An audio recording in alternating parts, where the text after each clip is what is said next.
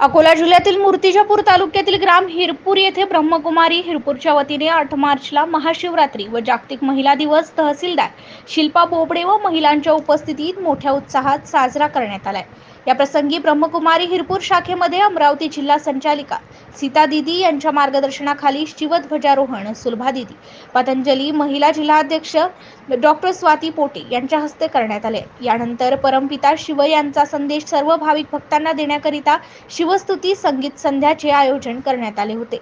या कार्यक्रमाचे उद्घाटन तहसीलदार शिल्पा बोबडे, डॉक्टर स्वाती पोटे, दीपाली देशमुख, उर्मिला डाबेराव, माजी सभापती जयाजी महाराज, संस्थान अध्यक्ष आनंदराव गणोरकर यांच्या हस्ते दीपप्रज्वलन करून करण्यात आले।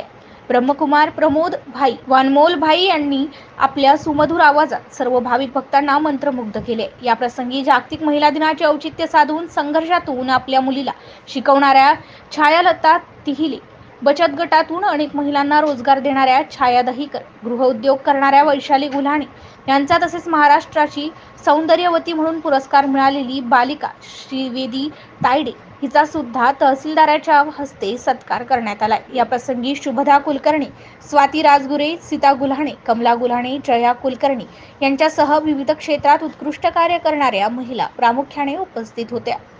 MCN न्यूज मराठी करिता धनराज सपकाळसह कॅमेरामन नरेंद्र वाढवणकर, अकोला। आला आहे शिव आणि शक्ती। शक्तीशिवाय शिव अपूर्ण आहे आणि शिवाशिवाय शक्ती अपूर्ण आहे। आजच्या या 8 मार्चच्या दिवशी या शिवशक्तीचा अद्भुत संयोग जळून आला। आजच्या या कार्यक्रमाचे आयोजक आदरणीय प्रवीण भाई, मुक्ता दीदी, तसेच व्यासपीठावर उपस्थित असलेले आदरणीय प्रमोद भाई, अनमोल भाई, त्याचबरोबर आदरणीय काकाजी, तसेच या मंदिराचे अध्यक्ष गणोरकर काका, त्याचबरोबर उपस्थित असलेल्या छायाताई, या सुलभा दीदी आणि या ठिकाणी उपस्थित असलेले सर्व आदरणीय आणि सन्माननीय गावकरी मंडळी आणि महाशिवरात्री दोन्ही पर्व एकाच दिवशी आलेले आहेत।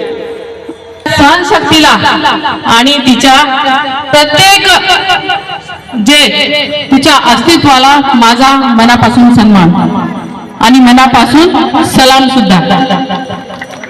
आज या हिरपूर या गावामध्ये या पर्वावर या कार्यक्रमाचं आयोजन केलेलं आहे। आता महिला दिन साजरा करण्याची गरजच काय, तर मी तिचे विद्यार्थी सुद्धा आहे। माझी मोठी आई आदर्श राज्यस्तरीय पुरस्कार प्राप्त असून